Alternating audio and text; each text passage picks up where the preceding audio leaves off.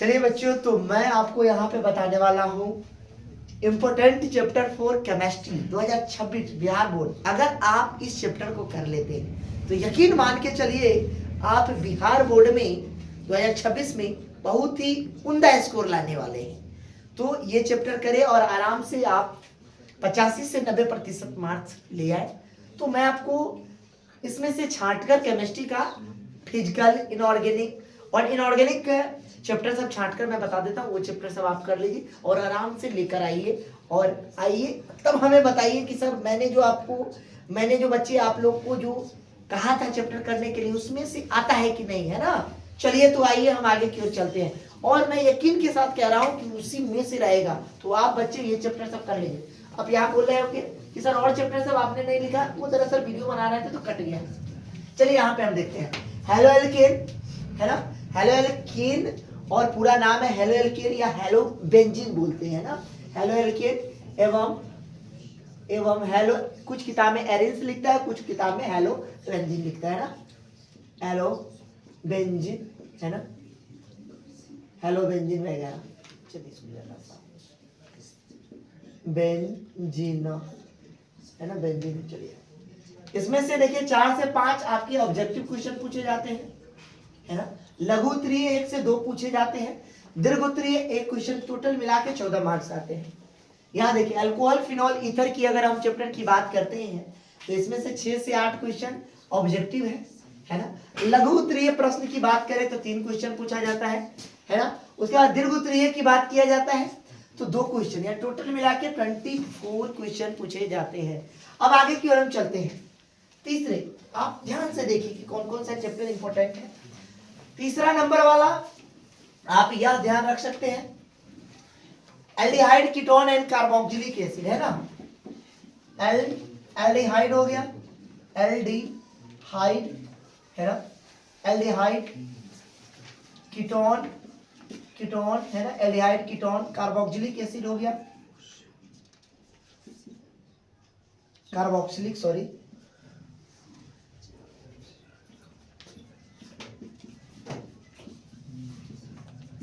Carboxylic अम्ल हो गया, है ना, कार्बोक्सिलिक अम्ल वगैरह, ये चैप्टर का नाम है, कार्बोक्सिलिक अम्ल हो गया, है ना। चलिए यहाँ पे आप देख सकते हैं, सॉरी इसको आप ऐसे लिख लीजिए, एल्डिहाइड हो गया, है ना। चलिए जो भी इस चैप्टर से लगभग जो है ना आपको 6 से 8 क्वेश्चन इससे भी पूछ लिए जाते हैं, ये भी बहुत इंपॉर्टेंट है। लघु उत्तरीय की अगर आप बात करते हैं तो लघु उत्तरीय भी इसके लगभग 1 से 2 क्वेश्चन पूछे जाते हैं कम से कम। तो आप ये याद रख सकते हैं कि भाई ये चैप्टर कितने ज्यादा इंपॉर्टेंट है ना। तो ये चैप्टर को तो आप अच्छे से करते ही चले। चलिए आइए देखिए, लगभग आप इसको गिन लीजिए 2 गुणे, अगर मान लीजिए इसको आप 2 नंबर का है तो कितने हो जाएंगे 4।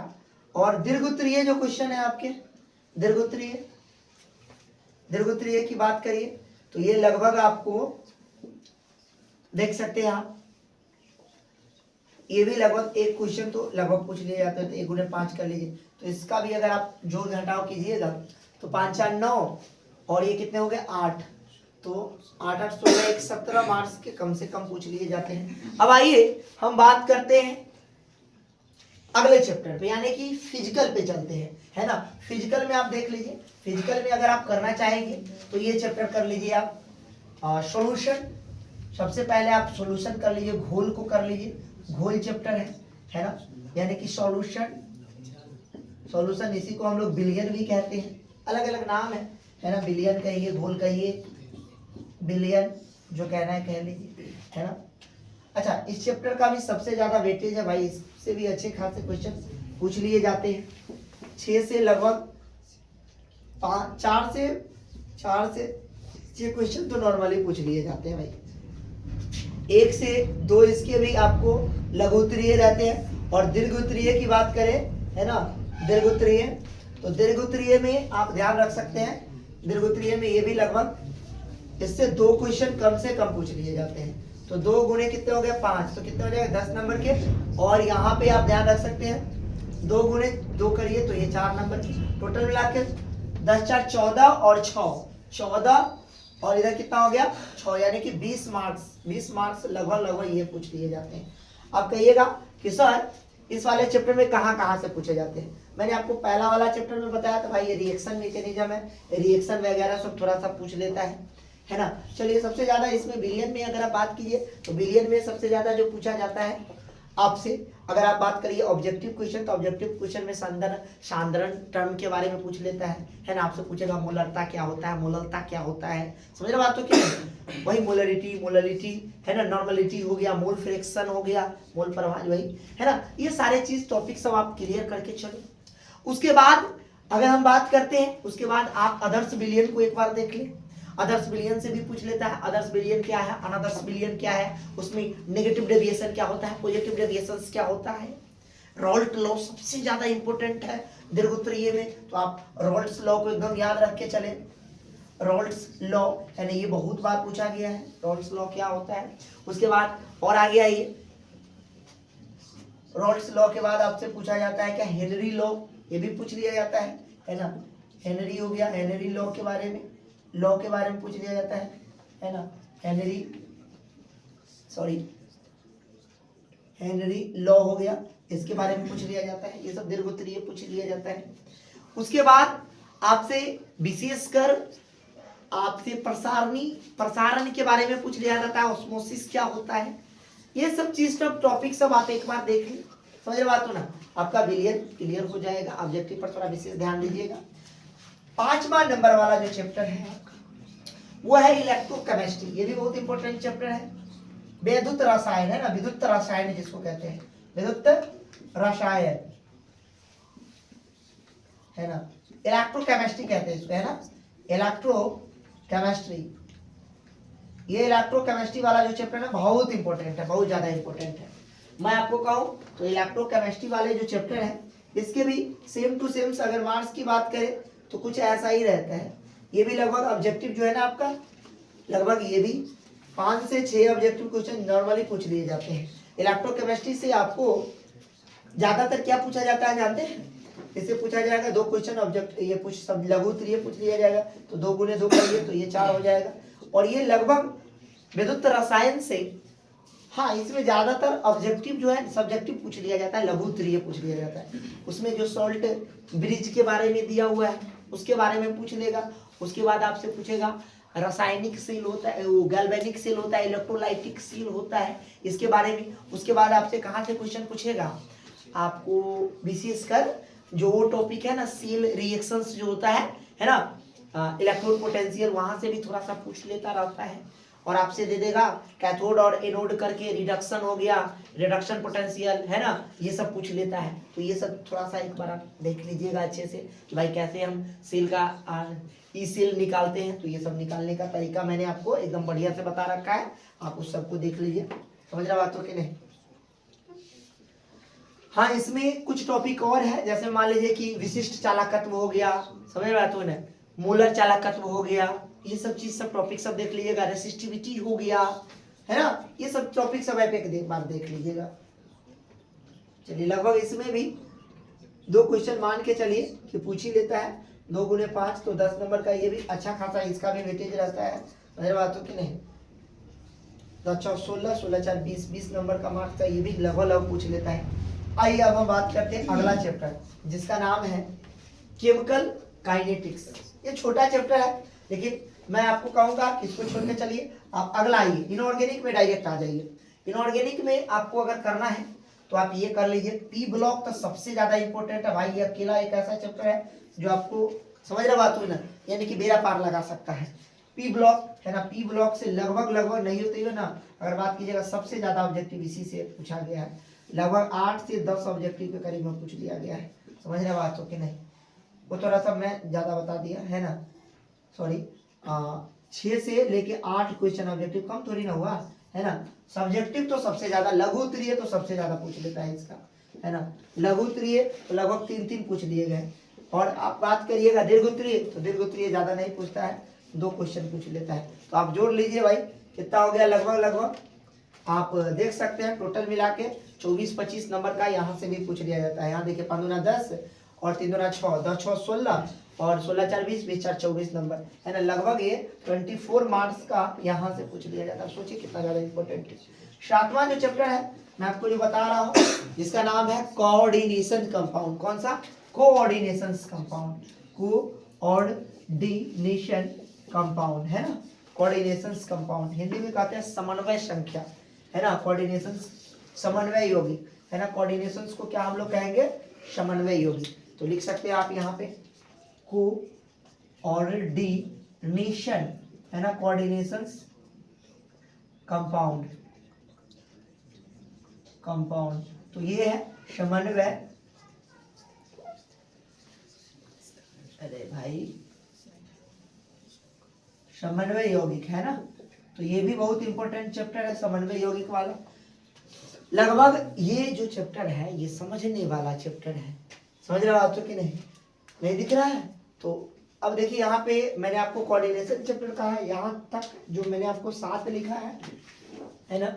इस वाले चैप्टर से भी मैं थोड़ा सा ऊपर वाला को मिटा देता हूँ, ठीक है। उसके बाद मैं आपको, हाँ ये वो चैप्टर है जिसको अगर आप कर लेते हैं, समझ रहे हो आप तो कि नहीं, तो बहुत अच्छा रहता है। मैंने आपको 7 चैप्टर बताए हैं ना।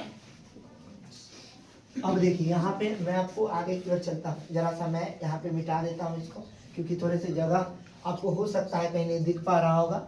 मैं थोड़ा सा ऊपर में बता देता हूँ। चलिए यहाँ पे एक चैप्टर है जिसका नाम है कोऑर्डिनेशन, है ना, कोऑर्डिनेशन, है ना, कंपाउंड। इसके बारे में मैं बता रहा था भाई। इसमें का जो है ऑब्जेक्टिव जो है आपका, खासतौर पे इसको क्या कहते हैं? समन्वय यौगिक, समन्वय यौगिक, है ना, यौगिक। तो आप देख सकते हैं समन्वय यौगिक वाला जो चैप्टर है, इसमें से ऑब्जेक्टिव जो है ना, ऑब्जेक्टिव अच्छा खासा पूछता है। समझ रहे आप? सबसे ज्यादा तो पूछेगा ऑब्जेक्टिव में क्या जानते हैं? ऑक्सीकरण संख्या निकालिए, समझ रहे हो आप? तो ये सब बहुत पूछता है। कंपाउंड का नाम लिखिए, ये तो पूछ लेता है ज्यादातर। लिगेंड उगेंड को पहचानने के लिए कह देगा, हाइब्रिडाइजेशन पूछ लेगा, ये सब चीज पूछ देता है। समझ रहे हो बात हो कि नहीं? तो आप देख सकते हैं इसमें से आपको लगभग 6 से 8 क्वेश्चन तो यूं ही पूछ देगा।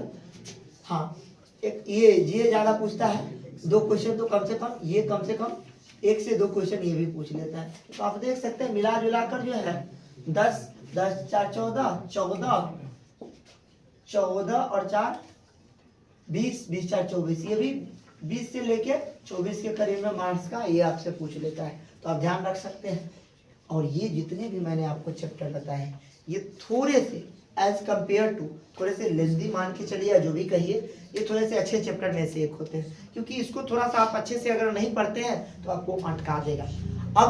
अब इसके अलावा मैं आपको वो चैप्टर से बता देता हूँ जो आप पढ़ लेना, एक बार देख लेना, जो जरूरी है। समझ रहे बात तो कि नहीं? देखो, मुझे बता देना उचित है, क्योंकि आपको अभी एग्जाम टाइम में स्मार्टली पढ़ाई पढ़ना है, और किस चैप्टर को आपको करना चाहिए और किस चैप्टर पर ज्यादा ध्यान देना चाहिए, किस पर कम देना चाहिए, ये सबसे बड़ी बात है। जो बच्चा इस चीज को कर लिया, समझो उसने स्कोर अच्छा कर लिया, और जो इस बात पर ध्यान नहीं दिया, थोड़ा सा उसका स्कोर जो है डिक्रीज कर सकता है। तो विशेषकर अभी पढ़ते वक्त इसी चीजों पर ध्यान रखिए। चलिए, अब जो कुछ चैप्टर आ गया है, मैंने आपको 7 चैप्टर बताए जो कि इंपॉर्टेंट है भाई। अगर आप इसको अच्छे से कर लेते हैं तो यकीन मान के चलिए आपका नंबर बहुत अच्छा आने वाला है।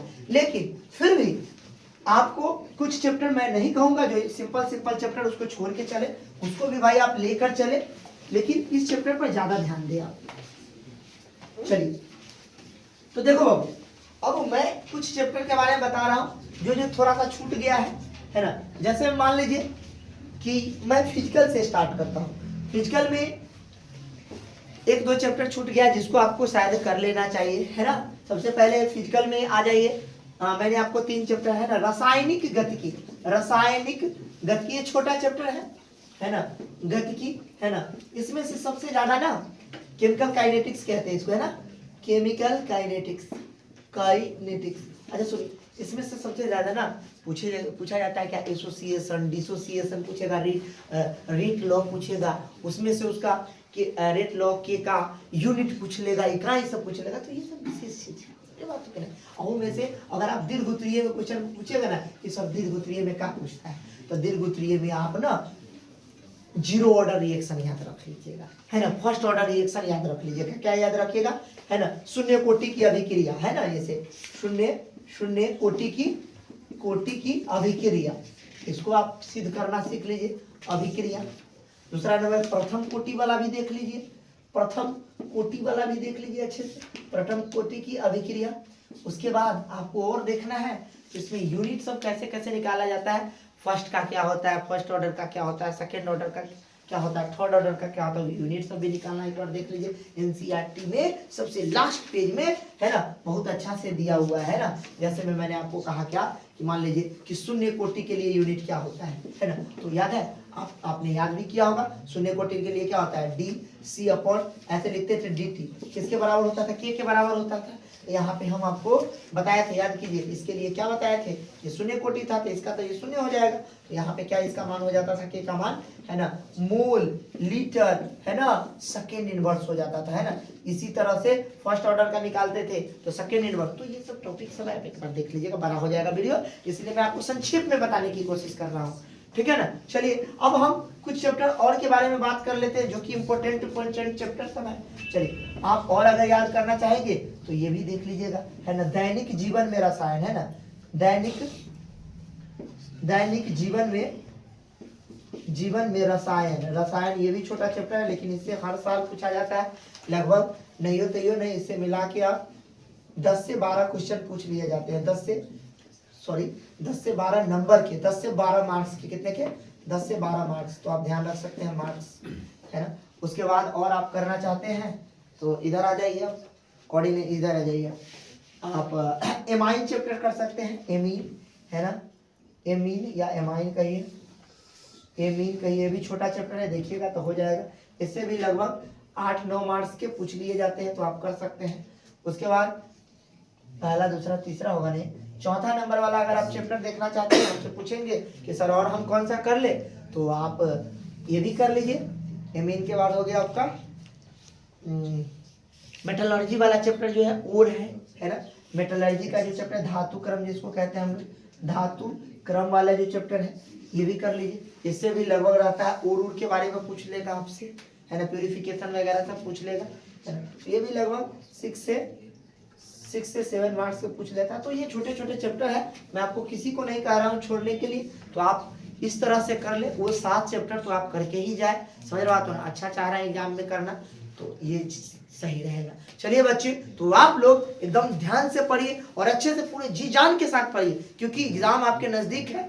कमर में घुस के पढ़िए, चाहे जैसे पढ़ा, लेकिन सोइएगा नहीं, पढ़ाई करना है, समझे बातों के नहीं, जी जान लगाइए।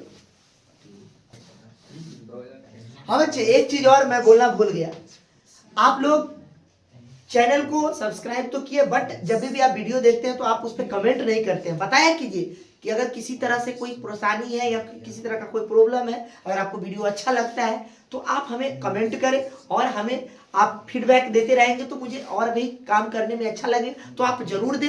तब तक के लिए गुड बाय, थैंक्स।